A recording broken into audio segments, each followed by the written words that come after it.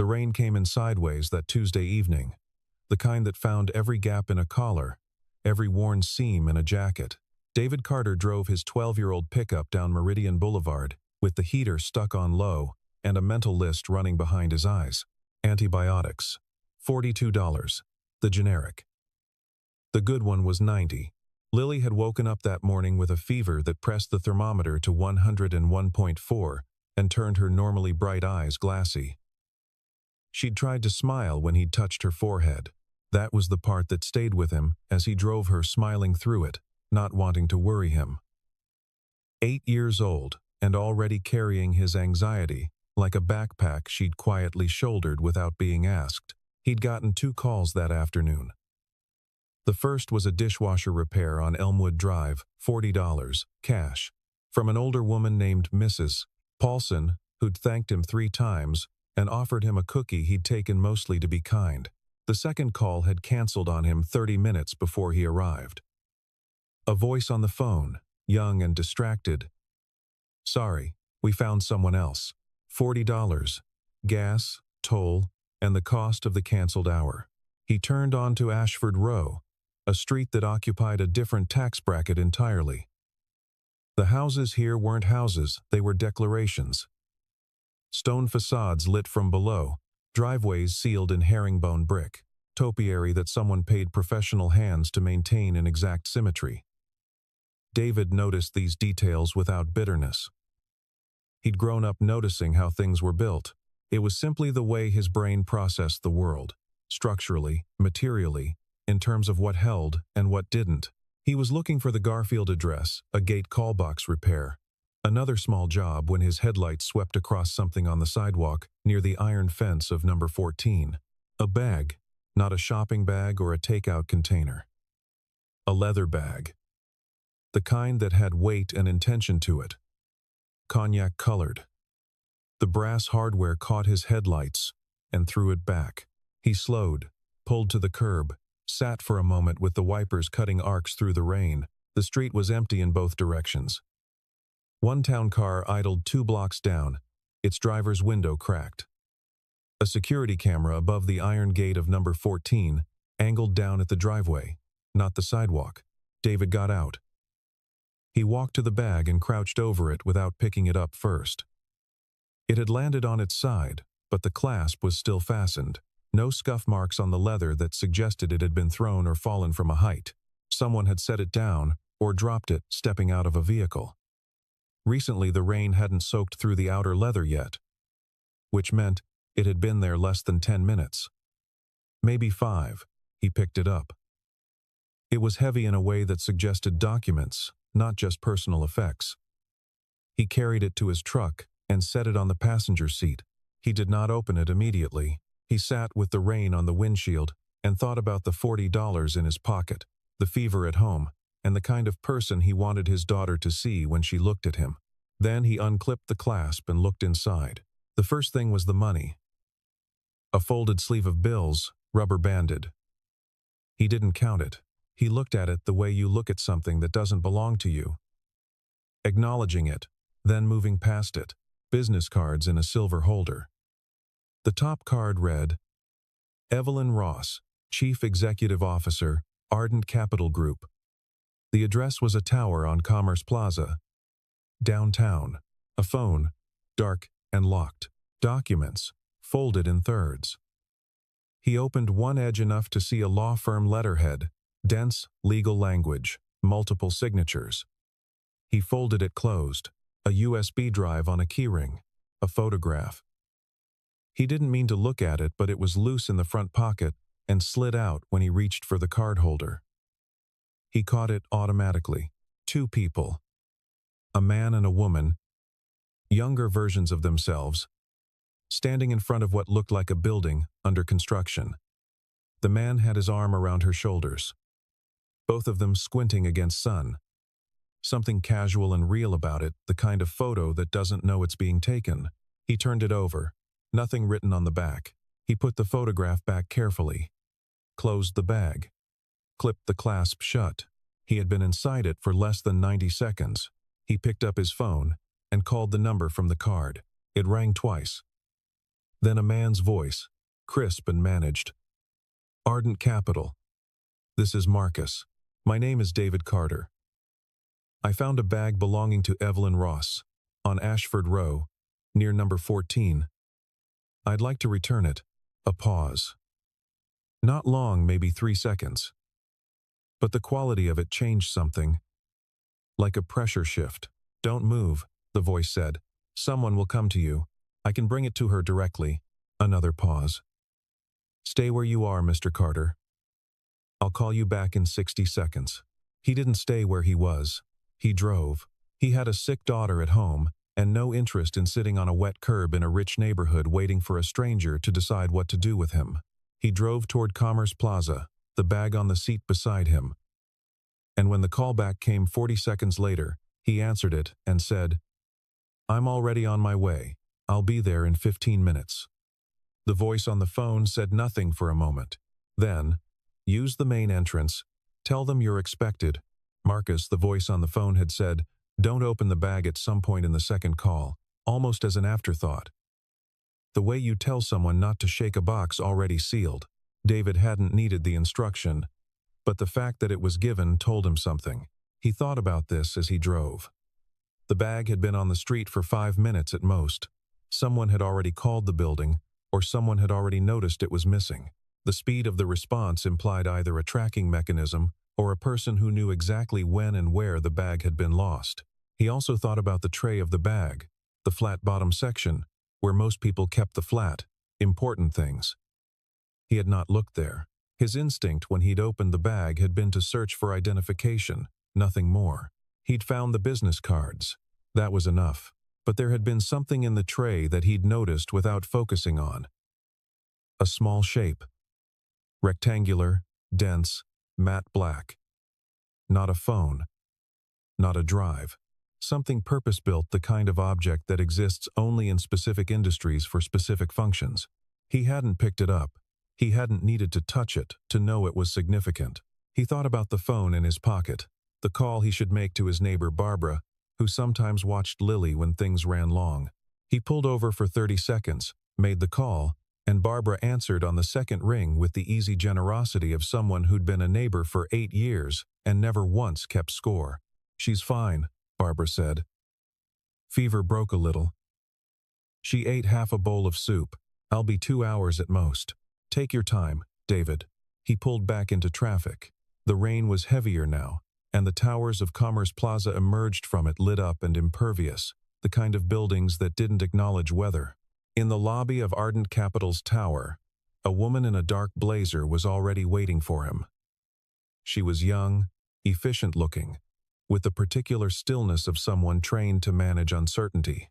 She looked at his jacket, waterproof, functional, from a sporting goods chain, and then at the bag. Mr. Carter? Yes. I'm Diane. Please come with me. She didn't ask for the bag yet. That told him something too. The elevator required a key card. The floor it opened onto was the kind of space that communicated power through restraint. No clutter, no color for the sake of color. No art that was trying too hard. Just clean lines, expensive materials, and the hum of systems running precisely. Evelyn Ross was standing at a long table when David was shown in. She did not look up immediately. She was reading something on a tablet, one hand flat on the table, and she finished whatever she was reading before she set it down and looked at him. She was in her mid-40s. She had the kind of face that had probably been beautiful in an approachable way when she was young, and had grown into something else over time, sharper, more deliberate, like a sculpture refined by removal rather than addition. Her suit was charcoal. Her composure was total. She looked at his jacket, his jeans, his boots, which were still damp at the seam. Then she looked at the bag. You found it on Ashford Row, near the fence of number 14, on the sidewalk. What time? Approximately 8:47. Something moved slightly in her expression, not surprise. Exactly. Recalibration. Did you open it? I opened it to find contact information. I found your card. What else did you see? David set the bag on the table. Nothing that belongs to me. The room had 2 other people in it. Diane, who had brought him up, and now stood near the door. and a man in his 50s near the window, stocky, silver-haired, with the restless posture of someone accustomed to being the most important person in most rooms. He was watching David with an attention that was slightly too focused. The way a person watches something they're deciding how to handle. Evelyn opened the bag. She did it systematically.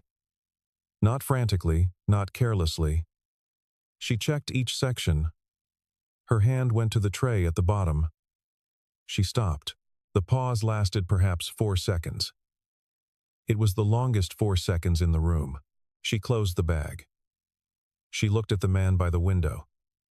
Something passed between them, not words. Just the compressed language of people who've worked together long enough to communicate in silences. Then she looked at David. "I need to ask you to wait. My daughter is sick. I'd like to get back to her. 30 minutes. I'll compensate you for your time." He looked at her steadily. "That's not why I brought it back." She held his gaze for a moment. Then she nodded, once, the way someone nods when they're storing information they'll assess later. "Diane will get you coffee, or whatever you'd like." 30 minutes. She picked up the bag and left the room. The man by the window did not follow immediately. He stood for a moment looking at David with that calculated attention. Then he smiled, a tight, controlled expression that didn't reach his eyes, and followed her out. David sat down. Diane brought him water. He checked his phone. A text from Barbara, with a photo of Lily asleep on their couch. A blanket pulled up. One arm around her stuffed rabbit. He looked at the photo for a while. Then he set his phone face down on the table and waited. 22 minutes later, Evelyn Ross came back without Diane, and without the man from the window. She sat across from David and put both hands flat on the table. It was a controlled gesture, the kind that replaced what the hands might otherwise do. "There is something missing from the bag," she said. He waited. "A data key. Physical. Matte black casing. Approximately the size of a thumb, but heavier. Magnetic lock. You would have seen it in the lower tray." "I saw it," David said. Her expression didn't change. "I didn't touch it," he added. "I was looking for a name or a phone number. I found the card." I stopped. "You're saying it was already gone." "I'm saying it wasn't in the tray when I opened the bag. I saw the space where something had been lying. A slight compression in the leather lining. Whatever was there had been there regularly enough to leave a mark, but the object itself wasn't present." She was very still. "The bag was on the street for approximately 5 minutes before I found it," David continued. "It hadn't been rained on yet. The clasp was fastened, which suggests it wasn't dropped in a hurry. Someone closed it after taking what they wanted. Or it was set down, deliberately." Evelyn looked at him in a way that had changed quality. It was still measuring, still controlled. But something in the calibration had shifted. "Who are you?" she asked. "David Carter. I do appliance, repair, and small maintenance work." Before that, he picked up his water glass, drank, set it down. "I worked in technical security for 9 years. Private sector. I left 4 years ago when my wife died." The room was quiet for a moment. "Your security team," David said. "The camera above the gate at number 14. Did it catch anything?" "We're reviewing it. You'll find a gap in the footage. Somewhere between 8:35 and 8:45. Maybe 2 minutes. Maybe 3. She said nothing. "I'd ask who manages that camera," David said. "Not who installed it. Who manages it? Who has access to the maintenance log? Who could introduce a brief interruption in the feed without triggering an alert?" Evelyn stood up. She walked to the window and stood with her back to him for a moment. Below them, the rain-slicked city moved in streaks of light. "The man who was in this room," David said quietly. "When you showed me in, he watched me very carefully." She turned around. "His name is Vincent Hale," she said. It came out flat, almost involuntary, like a name said aloud to test its weight. "Is he your CFO?" "A beat, yes." David nodded slowly. He didn't say anything else. He didn't need to. The silence was already doing the work. They kept him longer than 30 minutes. He called Barbara at the 40-minute mark. and she told him Lily was still asleep, fever down, to stop worrying and do what he needed to do. He didn't tell Barbara he was in a glass tower downtown helping a billionaire figure out who had robbed her. Evelyn had brought in her head of internal security, a lean woman named Stacy Pryor, who wore her authority lightly and had the quiet alertness of someone who had spent years listening for things people weren't saying. She sat next to Evelyn and across from David, and the three of them looked at a laptop screen showing the security footage from Ashford Row. The gap was there. 8:39 to 8:41. Exactly 120 seconds of solid black, preceded and followed by normal feed. It had been masked, not with looped footage, not with a static image, but with a complete signal interruption that had been logged as a routine maintenance check. It was entered as scheduled maintenance, Stacy said. At 8:39. But there was no maintenance scheduled for tonight. Who has the authorization to enter a maintenance flag? David asked. Stacy looked at Evelyn. A conversation happened without words. Department heads, Evelyn said. And the CFO. David said nothing. You're suggesting Vincent staged this, Evelyn said. I'm not suggesting anything. I'm asking questions about the data. He paused. The bag was on the sidewalk at number 14. Do you own that property? Something flickered in Evelyn's expression. Does Vincent know that? He manages the company's real estate portfolio. She said it very quietly, so he knew you'd be there tonight. He knew approximately when you'd be leaving. He had access to the camera maintenance log. And he knew what was in the bag. David looked at her steadily. That's not a coincidence. That's a plan. Stacy was already typing.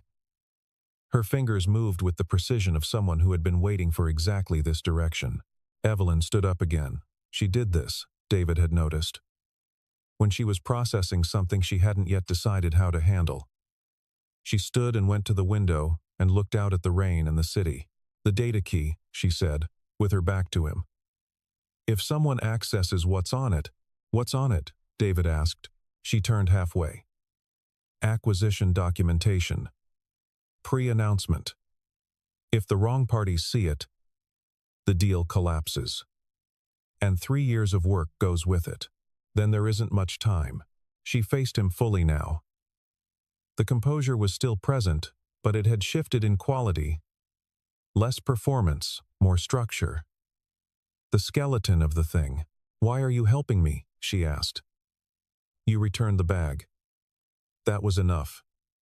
You could have left. David thought about how to answer that. He thought about the compressed mark in the leather lining. The gap in the camera feed. The man by the window, with his too careful smile. Because someone set me up to be the obvious suspect, he said. And I don't like that. Stacy had pulled the camera logs for the adjacent property by the time David asked for the bag back. Evelyn looked at him when he made the request, then nodded to Stacy, who retrieved it from an adjacent room. David set it on the table and examined the exterior first. He worked slowly. The way he'd been trained to work, not looking for anything specific.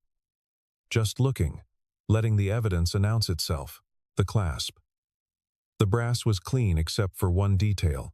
A small parallel scratch on the inner face of the left clasp arm, the kind made by a tool rather than incidental wear. Not a key, not a fingernail. Something metallic and narrow, the kind of scratch left when someone opens a clasp they're unfamiliar with, in a hurry, in the dark. He pointed it out to Stacy without touching it. She photographed it, the zipper of the interior tray compartment. A trace of residue along the pull tab, pale and waxy, almost invisible. He didn't touch it. What does Vincent Hale drive? He asked. Evelyn frowned. A sedan. Dark blue. Why? Does he wear rings? He has a signet ring. Left hand. David looked at the zipper again. There's a transfer here. Could be wax the kind on high-quality leather conditioning products. Or on certain ring materials. If it matches what's on his ring, it places his hands on this zipper. The room was quiet for a moment. That's not proof, Evelyn said. No, it's direction. He set the bag down. The bag was in your possession before tonight. It was in a secure location, presumably. Who had access to it? My office. And the car. The car? Who drives the car? My driver, Lewis. And sometimes, she stopped. Vincent has used the car? For airport pickups. When I'm traveling. Her voice was controlled, but the control was costing her something now. He's done it twice in the past month. David looked at Stacy. Run the car's access log, he said. Who had the car tonight, before you left? The access log for Evelyn's car showed it had been retrieved from the parking garage at 6:15 that evening by her driver, Lewis, in preparation for her 7 o'clock departure to Ashford Row. Standard, expected, but the garage's secondary log, the one that tracked internal movement, elevator calls, and keycard swipes, showed something else. At 5:51, a keycard registered to Vincent Hale. Executive access had entered the parking level. He had been logged out again at 5:58. 7 minutes. He was in the garage before Lewis picked up the car, Stacy said. She wasn't asking. The bag was in the car, Evelyn said. The words came out flat. I'd left it in the back seat from the morning. I had documents I needed for tonight. David watched her process this. She was good at not showing damage, the kind of discipline that came from years of operating in rooms where every weakness was cataloged and leveraged. But something was shifting behind her eyes, the slow, grinding recalibration of someone who had trusted a person for a long time and was now rewiring every memory of that trust. He used the 7 minutes to open the bag, David said. Take the key drive. Close and reclasp the bag. Then leave the garage before Lewis arrived. But the bag ended up on the sidewalk, Evelyn said. If he'd already taken the drive, why? Because the drive wasn't enough, David said. He needed time. The drive is encrypted, presumably. He needs either a key or a window time to work on it before the acquisition is announced. If you notice the drive missing immediately, you'd move the announcement up, change the encryption, lock everything down. But if you don't notice, if I think I simply lost the bag, she said slowly, then he has days. Maybe a week. Enough time to decrypt and sell, or to use what's on it directly. David paused. He dropped the bag himself, timed it so you'd notice it missing and assume it fell out of the car during the trip. A loss, not a theft. You'd be embarrassed, maybe. You'd spend the first 12 hours just trying to retrieve the bag, not auditing the drive's contents, until a stranger called and said he'd found it. That part he didn't plan for. A silence settled in the room. It had weight to it, the specific weight of a plan that has been turned inside out. Stacy was already on her phone, speaking quietly. David understood she was mobilizing something.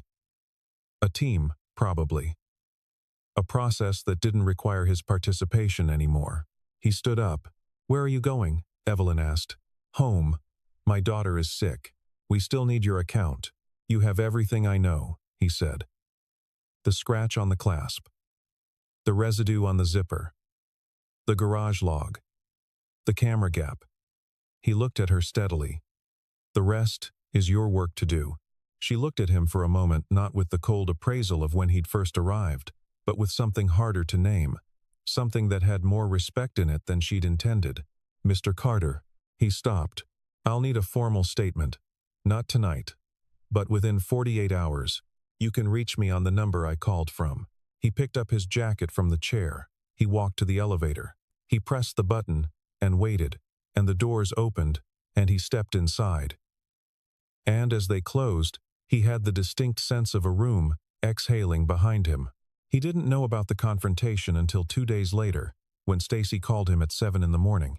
He was making Lily's breakfast, scrambled eggs, the way she liked them, with cheese folded in at the last moment, and his phone buzzed on the counter, and he answered it with one hand while moving the pan off the heat with the other.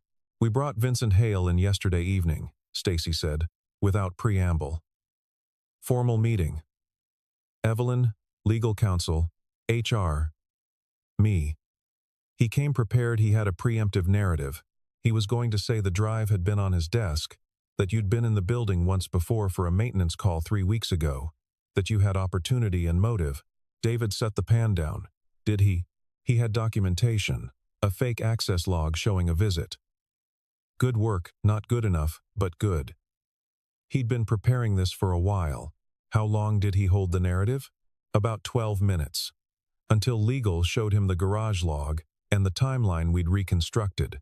Then he tried to reframe, said he'd been in the garage to check on the car for unrelated reasons, that the bag had been accessible but he hadn't touched it. David was quiet. We showed him the zipper residue report. Wax compound. Consistent with the beeswax conditioning he uses on his signet ring, his housekeeper confirmed he uses it monthly. And we showed him CCTV from the garage entrance exterior. Not his camera. Not under his access, which caught him leaving the level with a small object in his right hand.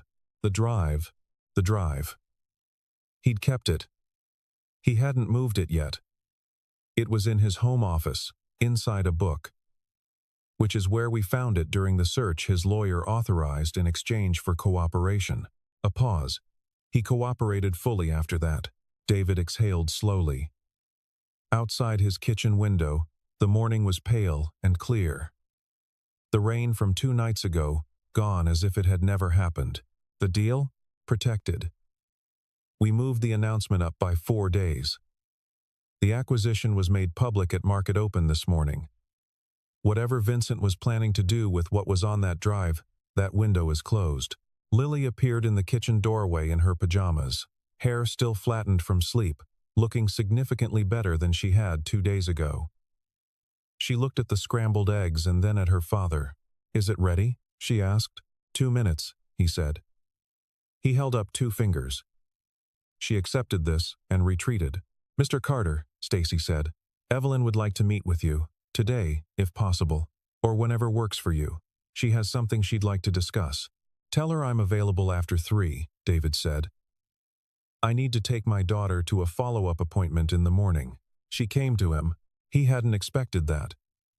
He'd expected the same tower, the same elevator, requiring a keycard. The same long room, with its view of the city. But at 3:15, a car pulled up in front of his house, not a town car, just a dark sedan, driven by someone he didn't recognize, and Evelyn Ross got out and walked up his front path carrying nothing. He opened the door before she knocked. She looked at the house the way she'd looked at him the first night, not unkindly, just observationally, the habit of someone who processes environments quickly. The house was small but maintained. The gutters were new. The porch railing had been recently repaired. The wood still slightly lighter, where he'd replaced a section. "Come in," he said. She sat at his kitchen table. He offered her coffee, and she accepted it, which surprised him slightly. He poured 2 cups and sat across from her. Lily was in her room, school-issued tablet propped against a pillow, working through homework she'd missed. "Vincent Hale will face charges," Evelyn said. "Corporate espionage, breach of fiduciary duty. His lawyer is negotiating, but there will be consequences." "Good. The deal closed this morning." "Everything is intact." She wrapped both hands around the coffee mug. It was a small, human gesture, something he hadn't seen from her before. "I owe you an apology." He shook his head slightly. "I had you detained on suspicion. I was dismissive when you arrived. I treated you as you were under pressure," he said. "A key piece of sensitive data was missing. A stranger had access to your bag. Your response was proportionate." She looked at him as if she was trying to decide whether this was generosity or deflection. "You're being kind. I'm being accurate." She was quiet for a moment. Outside, a bird had landed on the porch railing and was investigating the new wood with professional curiosity. "I want to offer you compensation," she said. "Not a reward in the simple sense. A consulting arrangement. My head of internal security, Stacy, you met her," she said, "in her entire career. She's met fewer than 10 people who think the way you demonstrated. You noticed the clasp scratch in the dark. You extrapolated the timeline from a leather lining impression. You identified the camera gap before our team did. I had context they didn't. I was the one who opened the bag. You also chose not to take anything, including the money. She paused. There was $43,000 in that bag. He looked at her. I know. You counted it. I estimated it. I didn't count it. There's a difference. She almost smiled. It was quick, a compression at one corner of her mouth, contained immediately. But it was there. The arrangement I'm proposing would be on your terms, she said. Flexible hours. You keep doing what you're doing if you want to, but when I have a need for someone who thinks clearly and doesn't take shortcuts, I can call you. David looked at the coffee in his cup. What does it pay? He asked. She named a number. He was quiet for a moment. That's more than I need.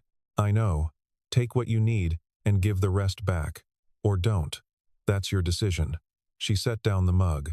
But the arrangement stands, whatever you decide. The hallway was quiet, and then not quiet. A light set of footsteps, small and unhurried, and then Lily appeared in the kitchen doorway. She had her tablet tucked under one arm and was wearing mismatched socks, one with stars and one with stripes. She looked at Evelyn with the direct, uncomplicated curiosity of a child who had not yet learned to pretend she wasn't looking. Hi, she said. Evelyn looked at her. Something shifted in her expression, not the managed shift David had been watching all evening, but something more involuntary, like a window opened in a room that had been closed for a long time. Hi, Evelyn said. Are you my dad's boss? Not yet, Evelyn said. We're still deciding. Lily considered this. He's really good at fixing things, she said. He fixed the refrigerator when it made that noise. And he fixed Mrs. Paulson's dishwasher, and he fixed my bike chain in like 3 minutes even though I said it was broken forever. I believe you, Evelyn said. Lily seemed satisfied by this. She looked at her father. Can I have a snack? There's fruit in the bowl, he said. And there should be crackers in the cabinet.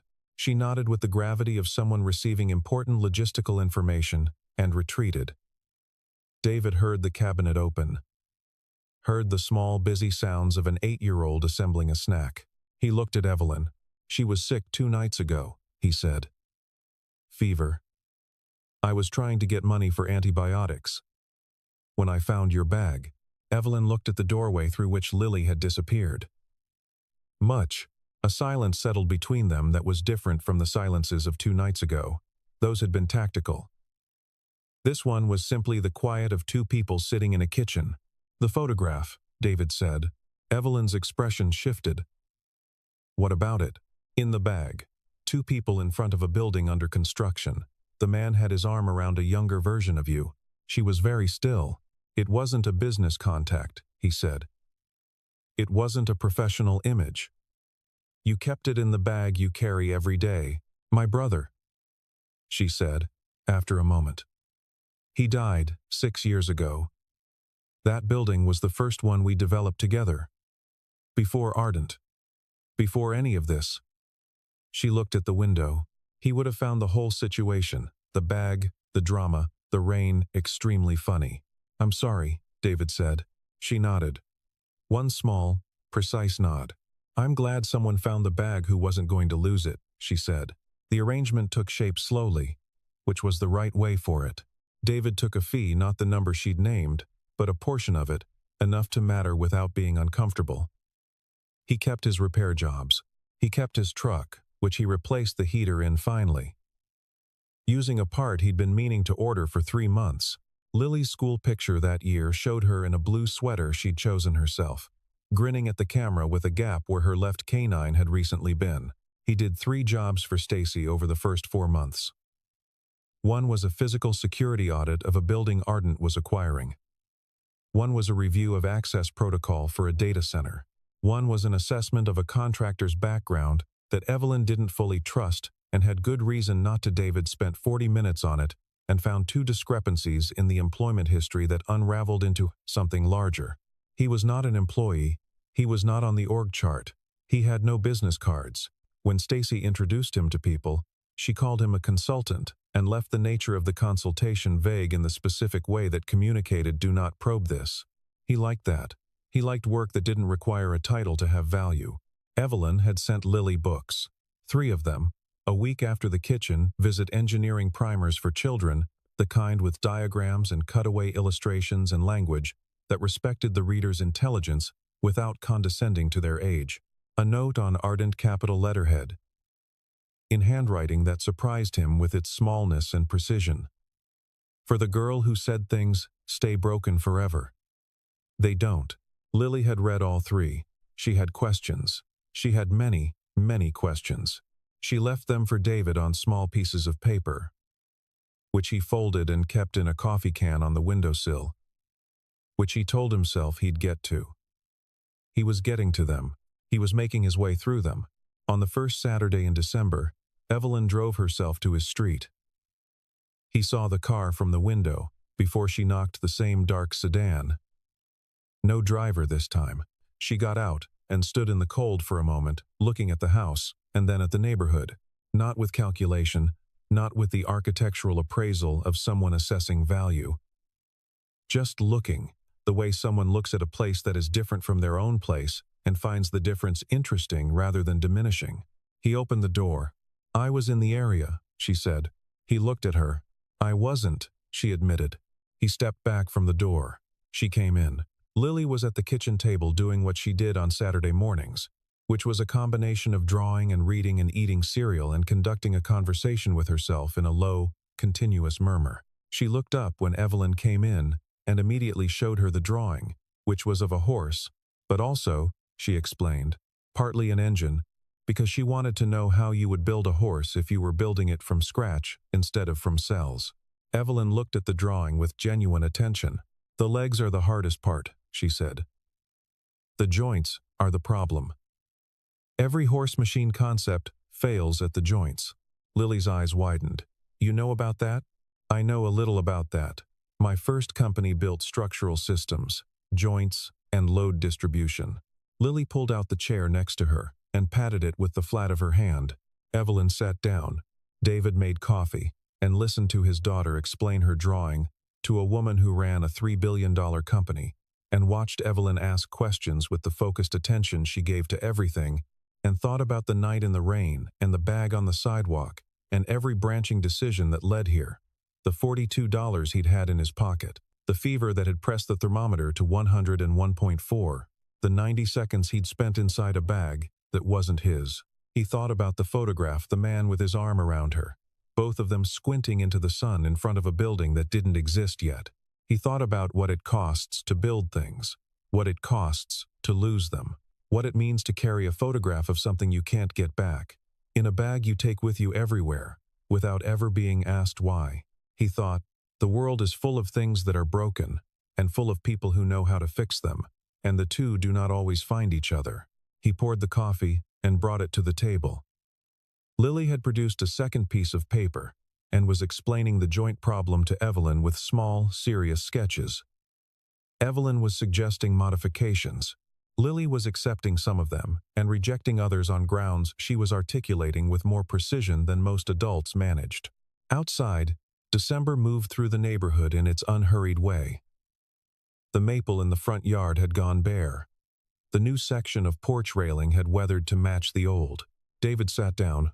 The conversation continued around him, technical and alive and domestic and strange, and he let it run, and he watched his daughter work, and through the window the light shifted from morning to mid-morning, unhurried and clear, as if the world had decided there was no particular reason to rush today. There wasn't.